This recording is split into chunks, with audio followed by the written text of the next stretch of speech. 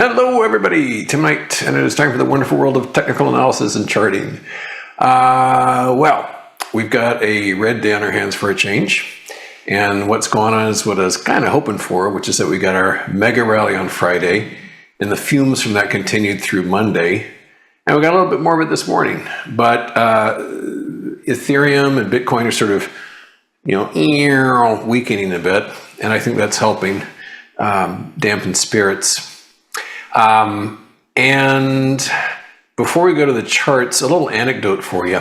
Those of you who read Slope anyway know this already, so I'll make it quick because I don't want to waste your time with repetition. But I made mention of a stock yesterday that I'd never traded before called Credo, CRDO. And it was a beautiful pattern and I shorted it. Actually, no, excuse me. I bought puts on it. I bought June puts. The strike was 125, if memory serves. Yeah. And then I was like, I really like that chart. So I did something I don't often do, which is that I not only had puts, but I shorted it too. I doubled down. That was a mistake. Now, last night, or after the close, CRDO said, hey, everybody, we're not doing earnings till March, like you know, but sales are looking great. And we're going to increase our estimated sales for the quarter by this tens of millions of dollars. And the stock went berserk. So the stock, was like 124 at the close. It was like suddenly 135, 140, 145, 150. And two big mistakes here. And this is an object lesson that I hope, you can avoid this in the future. Don't do what I did. Mistake number one was shorting it. Buying the puts was fine, but shorting it, do one or the other, okay? That was just getting greedy. So that was too much exposure. If I just shorted it, fine. If I just bought puts, fine. But going crazy like that, not so fine. And the other mistake was I was watching these price quotes go brrr. I'm like, oh my God. And I did what nobody should do, which is basically panic. Be like, get me out at any price, buy to cover. Suffice it to say, and it's no surprise, I got a lousy price. And that was terrible. And what was extra terrible is that I have on my site these kind of cardinal rules one should follow as a trader. If you want to see them, just go to Google, type Slope of Hope Trading Rules, and it'll take you right to the page. I'll show you the page at the top. Slope of Hope Trading Rules. And rule number 2 is basically just what I did, which is don't trade after hours. I'll give some reasons for that. So what I am not saying is, gosh, I shouldn't have shorted, I shouldn't have done any bearish position on CRDO. No. At the time, the chart looks terrific. And you want to know something? It still doesn't look bad. I covered my short at a lousy price last night, but I still have those puts. In fact, I'll let you know a secret.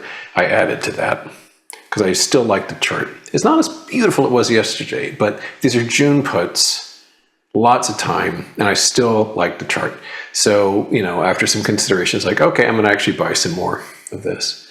But being too aggressive with one position, bad mistake, and freaking out after hours and, either buying or selling or short anything, that's often a mistake too, because the market's thin and emotions are running hot.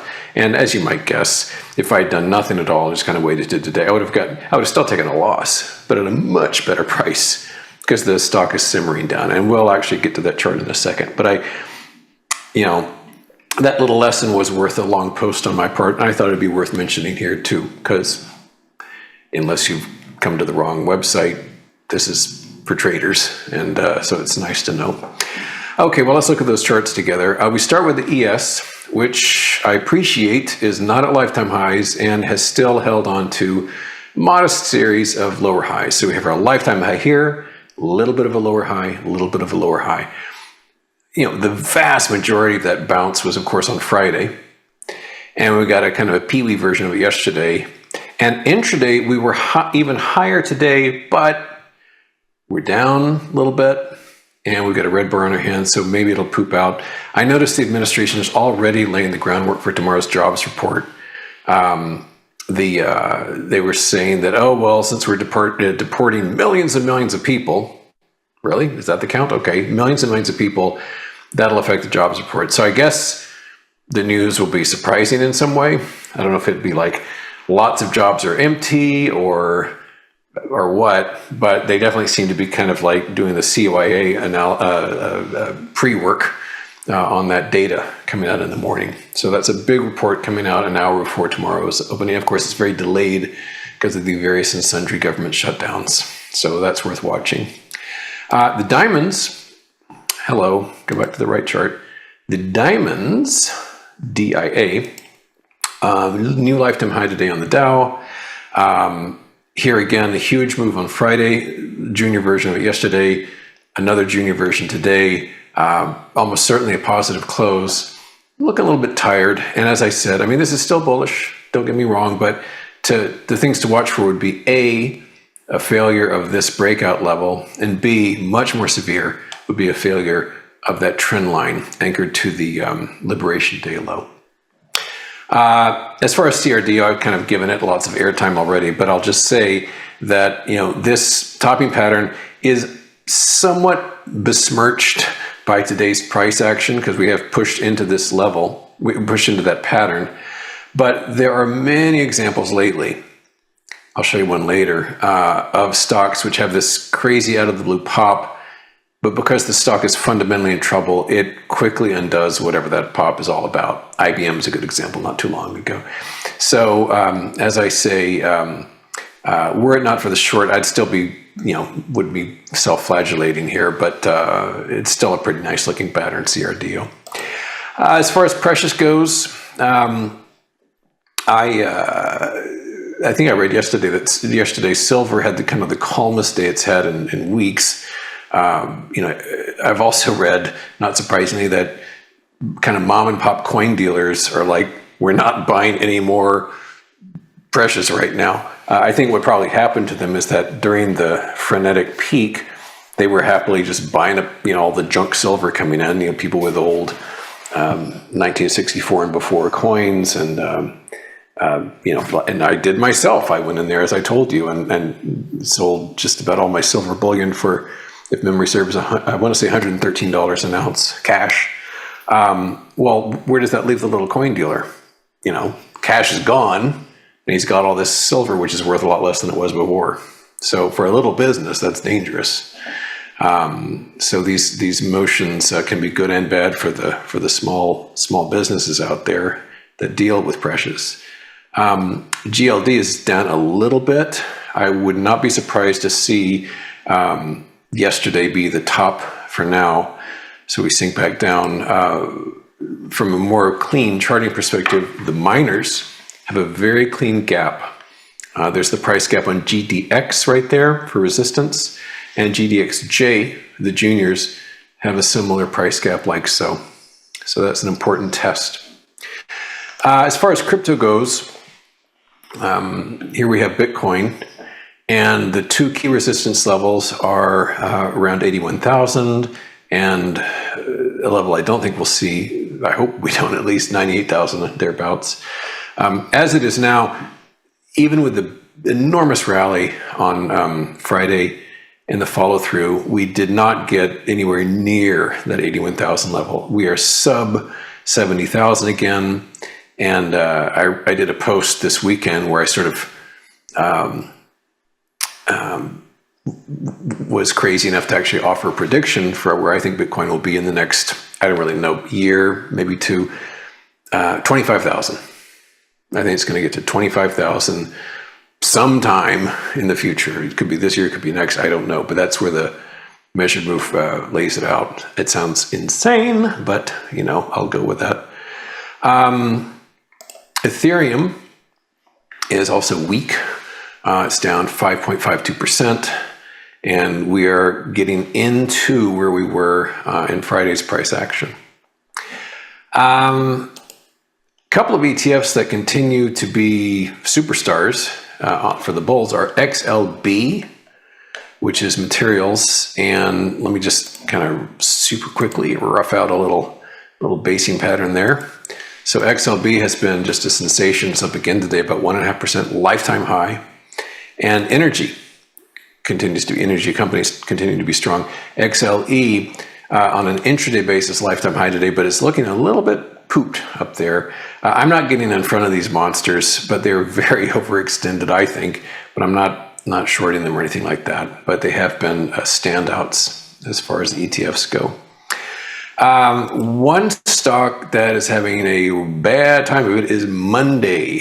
A lot of software stocks, a lot of SaaS stocks having just private bear markets of their own, having lost 50, 60, 70, 80% of their value. Monday is at, I believe, a lifetime low. It looks even lower than the depths of 2022. Pretty astonishing chart there. Similarly, although not nearly as dramatic, Workday, they seem to have a penchant for something day. Workday is down a little, probably in sympathy, I guess. But these are massive distribution tops and ugly stuff out there.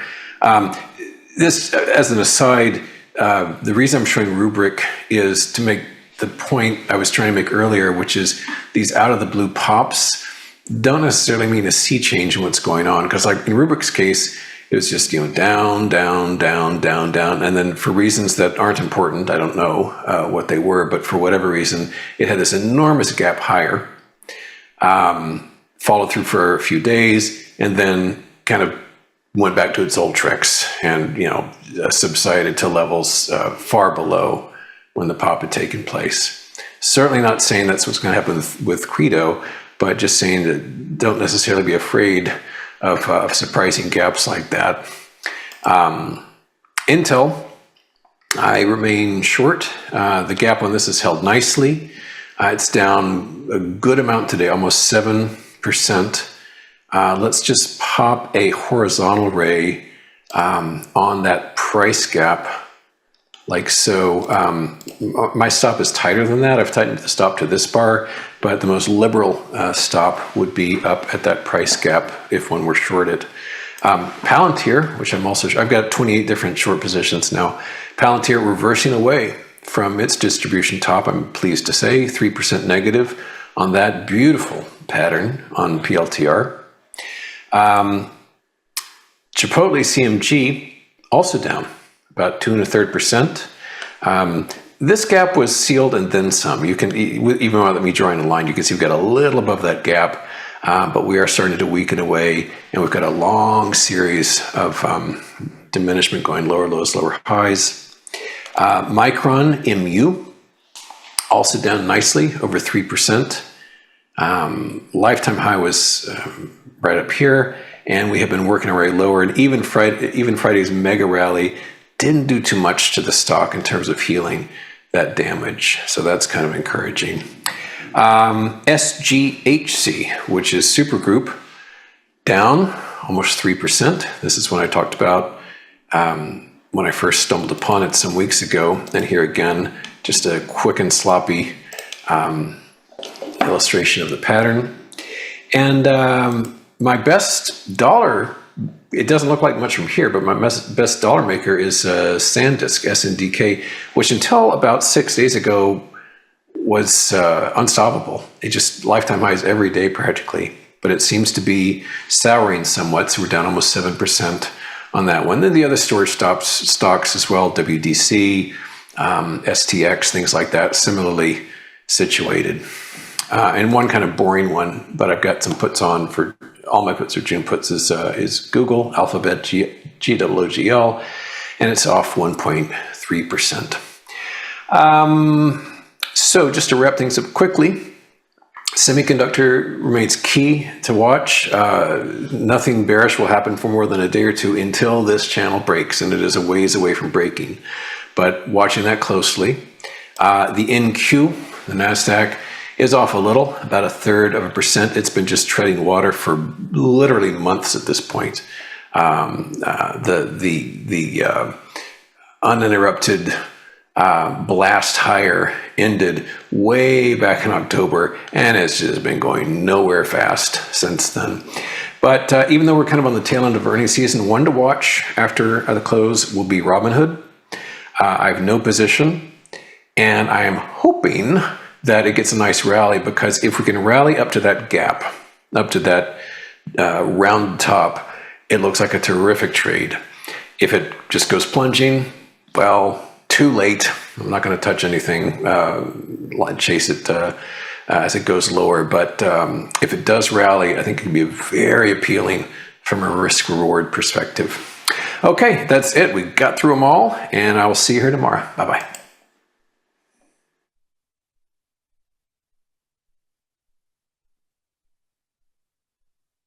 Thanks for sticking with us. The market doesn't stop, and neither should you.